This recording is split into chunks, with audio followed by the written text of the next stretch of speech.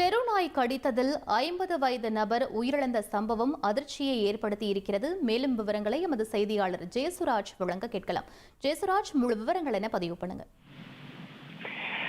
அதாவது ஒசூர் அருகே நாட்ராம்பாளையம் என்ற கிராமத்தைச் சேர்ந்தவர் முனி மல்லப்பா, 50 வயது ஆகுது.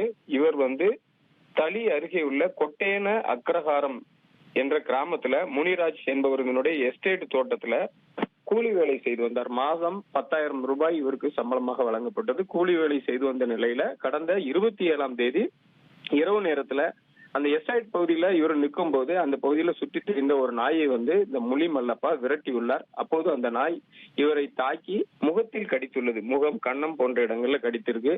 இதுல பலத்த காயமடைந்த அவரை அவரது உறவினர்கள் தேன்கனிக்கோட்டை அரசு மருத்துவமனையில் சிகிச்சைக்காக சேர்த்துள்ளனர். அங்கே ஒரு 2-3 நாட்கள் அங்கு சிகிச்சை பெற்று வந்துள்ளார். அதன் பின் சிகிச்சை முடிந்து நல்ல நிலைக்கு திரும்பிய அவர் கர்நாடக மாநிலம் கனகாபுரா பகுதியில் உள்ள தனது மகன் வீட்டுக்கு சென்று அங்கு ஓய்வு எடுத்து வந்துள்ளார். இந்த நிலையில நேற்று இரவு அவருக்கு திடீரென மயக்கம் ஏற்பட்டுள்ளது. தண்ணீரை பார்த்து அவர் பயந்து அலறி சப்தம் போட்டுள்ளார். இந்த மாதிரியான ஒரு சமிக்கைகள் அவருக்கு இருந்ததனால் அவரது உறவினர்கள் அவரை கிருஷ்ணகிரி அரசு மருத்துவ கல்லூரி மருத்துவமனைக்கு உடனடியாக அழைத்து சென்று அங்கு சிகிச்சைக்காக சேர்த்துள்ளனர். இரவு அவர் சிகிச்சை பெற்று பரிதாபமாக உயிரிழந்தார்.